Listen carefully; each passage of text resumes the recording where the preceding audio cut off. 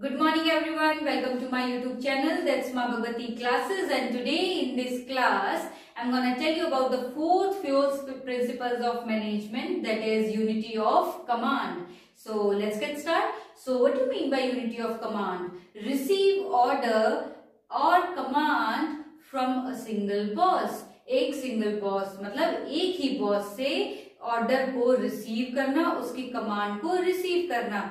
अगर इसको clearly define करें तो according to this principle an employee should receive orders from one boss superior and should be accountable to one superior only.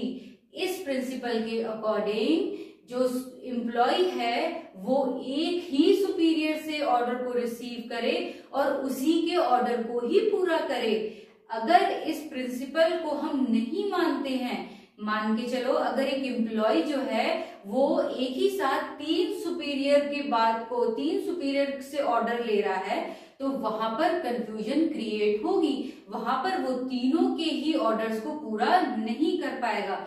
इसलिए ये principal कहता है कि एक ही सुपीरियर से ऑर्डर को रिसीव करना है और उसी के ही ऑर्डर को पूरा करना है। अगर हम इस प्रिंसिपल को फॉलो करते हैं तो इसका पॉजिटिव इफेक्ट क्या आएगा वो आइए वो जानते हैं। सबसे पहला है no confusion in the mind of subordinate, no confusion in the mind of employees. अगर वो एक ही सुपीरियर से ऑर्डर को रिसीव कर रहा है तो उसके दिमाग में कंफ्यूजन नहीं रहेगी। उसको पता है कि मैंने एक ही सुपीरियर से ऑर्डर लिया है और उसी के ऑर्डर को पूरा करना है, और तो कोई ऑर्डर उसके दिमाग में नहीं है क्योंकि एक ही सुपीरियर से ऑर्डर लिया। अगर तीन सुपीरियर से ऑर्डर लेता तो उसके माइंड में कंफ्यूजन होता कि सबसे पहले किसके ऑर्डर को कंप्लीट करे, कैसे कंप्लीट करे, ये चीज की कंफ्यूजन उसके माइंड में होती। क्लियर है। नेक्स्ट है इम्प्रूव इफेक्टिवनेस। इफेक्टिवनेस मैंने आपको बताया था राइट टास्क करना और राइट टाइम पे करना।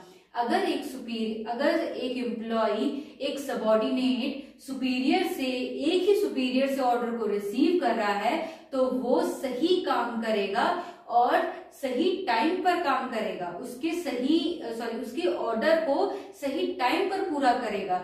अगर वो तीन सुपीरियर के ऑर्डर को रिसीव करता है तो ना तो वो सही काम कर पाएगा और ना ही उनको सही टाइम पे पूरा कर पाएगा। क्लियर है।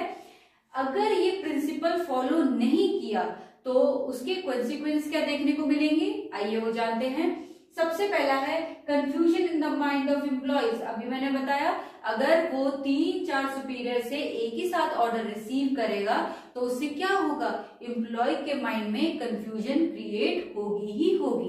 क्लियर है। नेक्स्ट है subordinate will get chance to escape from his responsibilities by giving excuses. अब एक एग्जाम्पल मैं बताती हूँ। एक स्टूडेंट है, ठीक है, उसको होमवर्क मिला है। अगर एक ही सब्जेक्ट में उसको होमवर्क मिला है तो वो उस फटाफट से उसको काम कंप्लीट कर देगा।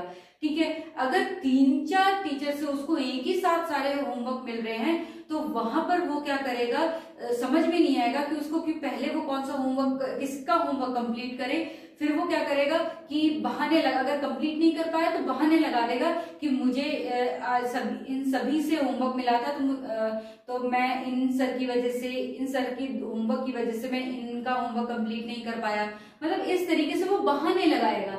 ऐसे ही एक एम्प्लॉय क्या करेगा, अगर वो तीन चार सुपीरियर से एक साथ ऑर्डर को रिसीव करेगा तो वहां पर वो क्या है, बहाने लगाएगा कि मैं इनका काम कर रहा था इसलिए आपका रह गया, मैं आपका काम कर रहा था इसलिए उनका काम रह गया। तो वहां पर क्या है, ना तो काम कंप्लीट होगा और ना ही कोई ऑर्डर पूरे हो पाएंगे। तो इस पॉइंट में यही चीज कह रहा है कि सबऑर्डिनेट विल गेट चांस, उसको चांस मिल जाएगा क्या, बचने के लिए, to escape from his responsibilities by giving excuses. अपनी रिस्पॉन्सिबिलिटी से बचने के लिए उसको बहाने लगाना बहुत ही इजी हो जाएगा। क्लियर है। तो ये है unity of command. I hope कि जो मैंने आपको समझाया वो आपको समझ में आया हो। अगर आपको समझ में आया है तो इस वीडियो को ज्यादा से ज्यादा शेयर करें और आपको ये वीडियो कैसी लगी ये भी आप कमेंट सेक्शन में जरूर बताएं और आपके कोई डाउट्स हैं वो भी आप जरूर बताएं ताकि मैं उसको क्लियर कर सकूं।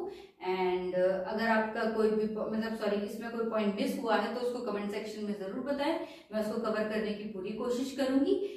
And that's all for today. If you liked my video, then hit the like button, share with your friends, and don't forget to subscribe my channel. Thank you.